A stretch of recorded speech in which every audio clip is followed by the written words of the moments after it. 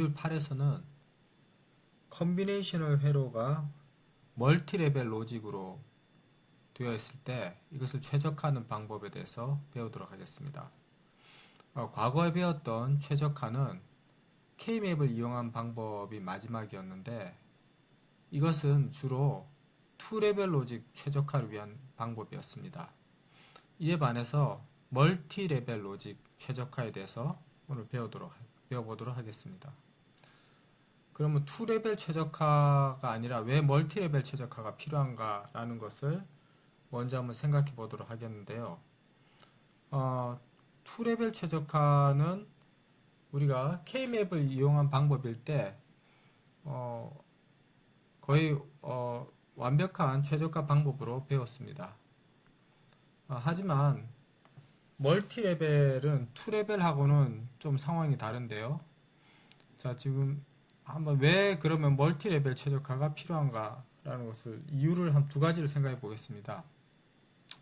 첫 번째, 어떤 펑션이 굉장히 많은 수의 베리어블을 가지고 있다라고 했을 때 이 많은 변수들을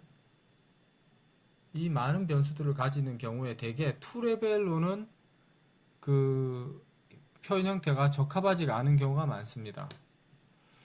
자, 여기 보시다시피 2레벨로 됐을 때는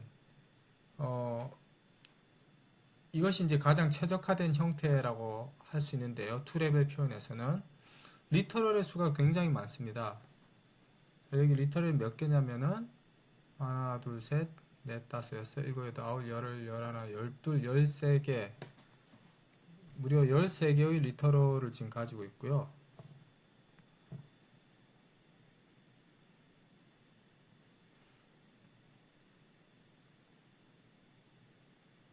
열세 개를 가지고 있죠. 리터럴을.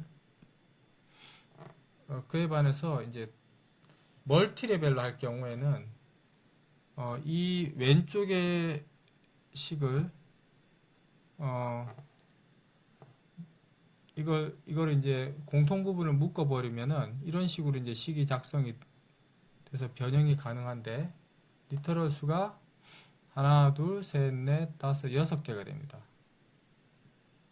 훨씬 많이 줄어들죠. 그래서 보통 베리어블의 수가 작을 때는 2레벨로 충분하지만 베리어블의 수가 많을 때는 2레벨로 회로를 만드는 것보다 멀티레벨로 만드는 것이 더 리터럴 개수 면에서 더 경제적이다라는 걸 알 수 있습니다. 리터럴의 수가 곧 회로의 면적하고 비례되는데 그 자세한 이유는 시모스 로직이 어떻게 구성되는가 하는 걸 배우면 여러분들 이해하실 수가 있기 때문에 지금은 그냥 리터럴의 수가 회로의 면적하고 비례한다 정도로만 알아두시면 좋겠습니다. 자, 대신에 멀티레벨로 가면은 나빠지는 부분도 있는데요. 2레벨일 때는 입력에서 출력까지 2개의 게이트만 거치면 됩니다. AND 게이트 다음에 OR 게이트를 거치거나 아니면 OR 게이트 다음에 AND 게이트를 거치거나 이런 식으로 2레벨 로직인데 이에 반해서 멀티레벨일 때는 이 경우에는 지금 3단의 게이트를 거쳐야 됩니다. 이렇게 이제 게이트의 입력에서부터 출력까지 숫자가 많아진다는 것은 회로의 속도가 늦어진다는 말이죠. 크리티컬 패스가 더 길어진다는 얘기가 되겠습니다. 그래서 다른 말로 하면은 이렇게 멀티레벨 로직을 생각하는 이유는 회로의 레벨이 깊어지는 대신에 회로의 면적은 작아지는 것이 이제 멀티레벨의 특징이고요. 2레벨일 때는 회로의 면적은 커지지만 레벨이 줄어드는 것이 특징입니다.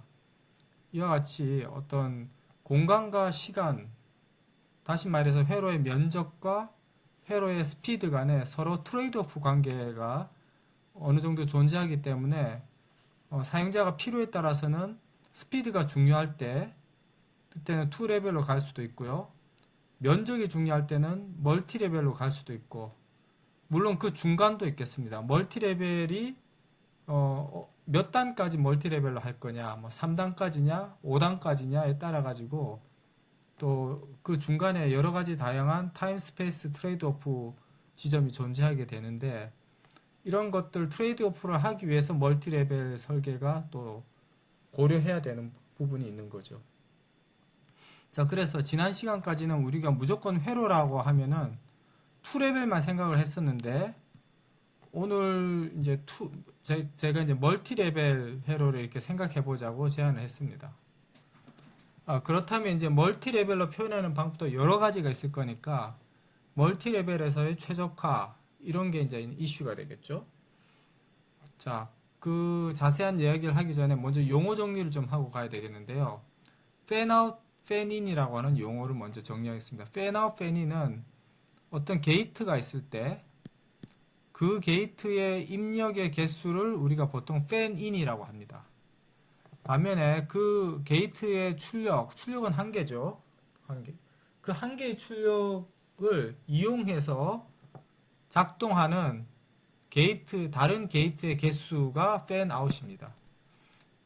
이 경우는 낸드 게이트의 출력으로 이 인버터들을 구동하게 되는데, 이 낸드 게이트에 연결된 인버터의 개수가 팬아웃이라고 할 수 있겠죠. 자, 우리가 그냥 그 단순한 기능적으로 생각할 때는 게이트의 입력의 개수나 그 게이트의 출력에 연결된 다른 게이트의 개수, 즉 팬아웃의 크기가 별로 중요하지 않지만, 실제 회로로 구현할 때는 팬인의 개수 또는 팬아웃의 개수가 회로의 속도와 긴밀한 관계가 있습니다. 결론부터 얘기하면 팬인이 커질수록 느려집니다. 팬아웃이 커져도 느려집니다. 그래서 팬인과 팬아웃은 회로의 속도에 큰 영향이 있기 때문에 어느 정도 이상의 팬아웃이나 어느 정도 이상의 팬인을 한 개의 게이트에서 넘어가지 않도록 제한하는 경향이 있어요. 그래서 이 팬인, 팬아웃의 리미테이션 때문에 2레벨로만 구현할 수 없는 상황도 존재하게 됩니다. 우리가 앞에 봤던 그 그림에서 잠깐 다시 보면은 이 2레벨 회로를 구현했을 때 OR 게이트의 팬인이 무려 5가 됩니다. 반면에 오른쪽에 있는 OR 게이트들은 전부 팬인이 2가 됩니다. 그래서 팬인 5개짜리 OR 게이트의 속도와 팬인 2, 입력 개수 2개짜리 OR 게이트의 속도는 커다란 차이가 나게 됩니다. AND 게이트도 마찬가지입니다. 팬인이 클수록 느려지게 되고요. 팬인이 작으면 더 빨라지게 됩니다. 그렇기 때문에 멀티 레벨로 우리가 최적화해야 되는 이유가 또 하나 더 생기는 거죠. 자, 그럼 멀티 레벨로 최적화할 때 최적화의 기준이 무엇일까? 무엇이 멀티 레벨 회로로 합성하도록 우리가 이렇게 이끄는 힘이 무엇인가 했을 때, 일단 칩 면적이 제한되어 있다는 거죠. 따라서 2레벨로 할 때보다 멀티레벨로 할 때 칩 면적이 줄어들 확률이 좀 높아지기 때문에 이 2레벨을 넘어서서 멀티레벨로 회로를 구현하려는 이유가 됩니다. 이때 이제 회로 칩의 면적이라는 것은 배선이 얼마나 복잡하냐, 그 다음에 게이트의 개수가 얼마나 많으냐, 로직 펑션이 몇 개가 되느냐, 이런 거하고 연결되어 있다고 할 수 있겠죠. 그 다음에 또 이제 속도 제한이 있습니다. 속도 제한이라는 것은 입력에서부터 출력까지의 크리티컬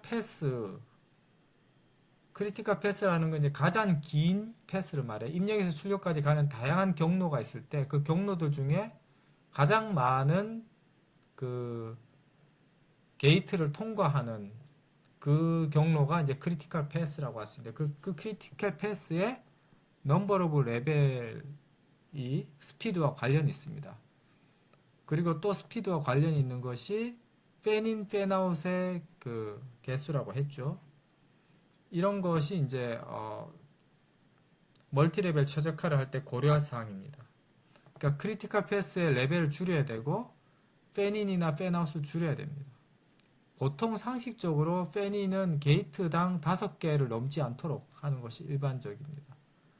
팬아웃은 몇 개라고 딱 그 일반화가 되어 있다기보다 회로의 전자적 속성에 따라서 그때그때 다르다고 할 수 있겠습니다.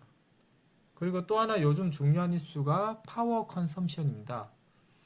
왜냐하면 모바일 디바이스가 점점 늘어나기 때문에 모바일 디바이스에 사용하는 회로는 배터리로 구동되기 때문에 배터리 수명을 연장하고 충전 횟수를 줄이기 위해서 파워 컨섬션을 되게 많이 고려해야 돼요. 그래서 같은 기능의 회로, 같은 성능의 회로라도 에너지 소비가 적고 파워 소모가 적은 회로가 더 선호되는데, 이 파워 소모량은 회로의 복잡도하고 관계가 있습니다. 또는 회로의 면적하고도 관계가 있다고도 볼 수가 있어요. 면적이 크면 아무래도 회로에서 소비하는 전력이 크고요. 와이어링이 복잡하면은, 배선이 길고 많으면은 또 에너지 소모가 많은 경향이 있습니다.